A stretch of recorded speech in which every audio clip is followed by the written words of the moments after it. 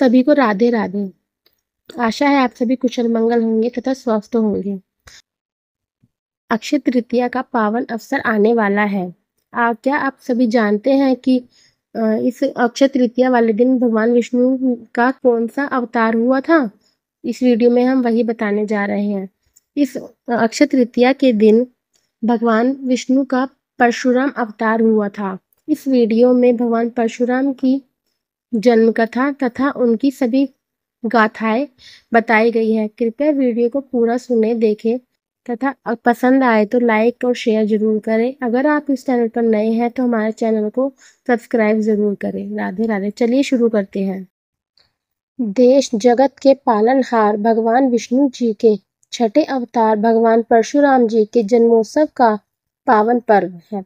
हमारे वैदिक धर्म सनातन धर्म की धार्मिक मान्यताओं व पौराणिक वृत्तांतों के अनुसार भृगुकुल तिलक अजर अमर अविनाशी विश्व के अष्ट चिरंजीवियों में सम्मिलित शस्त्र व शास्त्र के महान ज्ञाता परम वीर भगवान परशुराम जी का जन्म वैशाख मास की शुक्ल पक्ष की तृतीया अर्थात अक्षय तृतीया के पावन दिन माता रेणुका के गर्भ से हुआ था।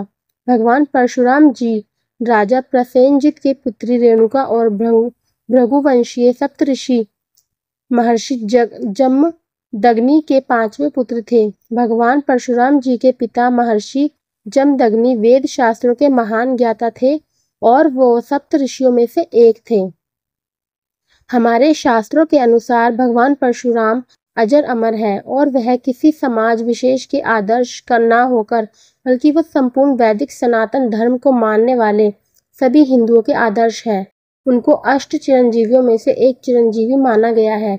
उनका उल्लेख हमें रामायण में माता सीता के स्वयंवर के समय भगवान श्री राम के काल में भी मिलता है, तो उनका उल्लेख हमें महाभारत के भगवान श्री कृष्ण के काल में भी मिलता है। उन्होंने ही भगवान श्री कृष्ण को सुदर्शन चक्र उपलब्ध कराया था। श्रीमद् भागवत पुराण, ब्रह्मवैवर्त पुराण तथा कल्कि पुराण में भी भगवान परशुराम जी का उल्लेख मिलता है। धर्म के ज्ञाता कहते हैं कि वे कलिकाल के अंत में उपस्थित होंगे।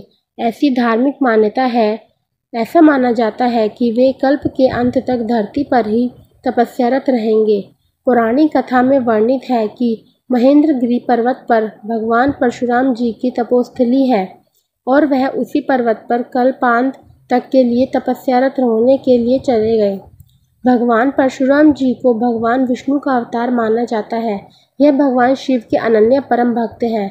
इन्हें भगवान शिव से ही विशेष परशु प्राप्त हुआ था, जिसके चलते इनका नाम परशुराम हो गया। वैसे इनका नाम तो राम था, किंतु शंकर जी के द्वारा प्रदत्त अमोघ परशु को सदैव धारण किए रहने के कारण इनका नाम परशुराम पड़ गया था। परशुराम भगवान विष्णु के 10 अंशावतार में से छठे अवतार थे, जो वामन अवतार एवं राम के मध्य में आता है। सप्तऋषि महर्षि जमदग्नि के पुत्र होने के कारण इन्हें जामदग्नि भी कहा जाता है। भृगुकुल में उत्पन्न परशुराम जी सदैव अपने गुरुजनों तथा माता पिता की आज्ञा का पालन हर हाल में करते थे। भगवान परशुराम के कथनानुसार राजा का कर्तव्य होता है वैदिक सनातन धर्म के अनुसार राजधर्म का पालन करते हुए प्रजा के हित में कार्य करें, न कि प्रजा से अपनी आज्ञा का पालन करवाए और राजा उसके अधिकारों पर अंकुश लगाए। धरती को पाप से मुक्त करने के लिए उन्होंने अवतार लिया। जब परशुराम भगवान का धरती पर जन्म हुआ तब उस समय दुष्ट व राक्षसी प्रवृत्ति के बहुत सारे राजाओं का पृथ्वी पर बोलबाला था। उन्हीं में से एक राजा ने उनके पिता महर्षि जमदग्नि को मार दिया था। इससे परशुराम भगवान बहुत कुपित हुए और उन्होंने उस दुष्ट राजा का वध किया। उन्होंने राक्षसी प्रवृत्ति के सभी राजाओं का वध करके पृथ्वीवासियों को भय मुक्त किया था। कुछ कथाओं के अनुसार परशुराम ने पृथ्वी पर क्षत्रियों का अनेक बार विनाश किया। उस समय के क्षत्रियों के अहंकार पूर्ण दमन सेवा पापियों से विश्व को मुक्ति दिलाने के लिए ही भगवान परशुराम का जन्म हुआ था। भगवान परशुराम की जन्म कथा इस प्रकार है। प्रभु ने अपने पुत्र के विवाह के विषय में जाना तो बहुत प्रसन्न हुए तथा अपनी पुत्र वधू से वर मांगने को कहा। उनकी पुत्र वधू सत्यवती ने अपने तथा अपनी माता के लिए पुत्र की कामना की। भृगु ने उन दोनों को चरु भक्षणार्थ दिए तथा कहा कि ऋतुकाल के उपरांत स्नान करके सत्यवती गूलर के पेड़ तथा उसकी माता पीपल के पेड़ का आलिंगन करे तो दोनों को पुत्र प्राप्त होंगे। माँ बेटी के चरु खाने में उलटफेर हो गई। दिव्य दृष्टि से देखकर भृगु ऋषि पुनः वहां पधारे।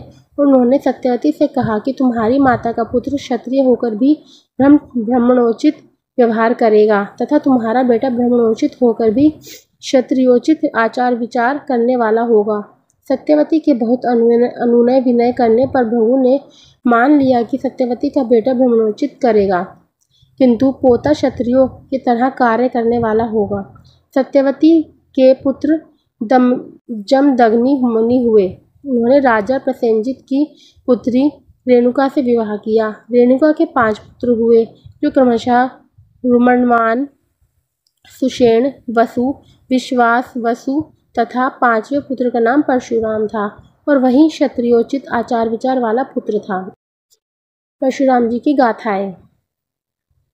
भगवान परशुराम जी की शिक्षा महर्षि विश्वामित्र एवं ऋचिक के आश्रम में प्राप्त होने के कारण ही महर्षि ऋचिक से सारंग नामक दिव्य वैष्णव धनुष और महर्षि कश्यप से विधिवत अविनाशी वैष्णव मंत्र प्राप्त हुआ। तदंतर कैलाश गिरी श्रृंग पर स्थित भगवान शंकर के आश्रम में विद्या प्राप्त कर विशिष्ट दिव्यास्त्र विद्युद्भी नामक परशु प्राप्त किया। कुछ दिनों के बाद महावीर कर्ण शस्त्र प्रशिक्षण के लिए परशुराम के पास आए। कर्ण जानते थे कि वह किसी भी क्षत्रिय वंश के व्यक्ति को शस्त्र प्रशिक्षण नहीं देंगे, इसलिए कर्ण ने अपनी पहचान छिपाकर परशुराम से शस्त्र प्रशिक्षण लिया और खुद को एक महान धनुर्धर के रूप में स्थापित किया। उन्होंने अपने गुरु से विभिन्न हथियारों को चलाने की तकनीक सीखी, लेकिन एक दिन परशुराम को कर्ण के धोखे का पता चल गया। झूठी पहचान के साथ शस्त्र प्रशिक्षण प्राप्त करने के कारण वे कर्ण से बहुत क्रोधित हुए। उन्होंने कर्ण को श्राप दिया कि अंतिम समय में कर्ण परशुराम से प्राप्त बड़े बड़े अस्त्र शस्त्रों के प्रयोग की रणनीति भूल जाएगा। इसी कारण कर्ण की कुरुक्षेत्र में दुखद मृत्यु हो गई। आपको हमारी वीडियो कैसी लगी कमेंट करके जरूर बताइए। हमारे चैनल को लाइक शेयर एंड सब्सक्राइब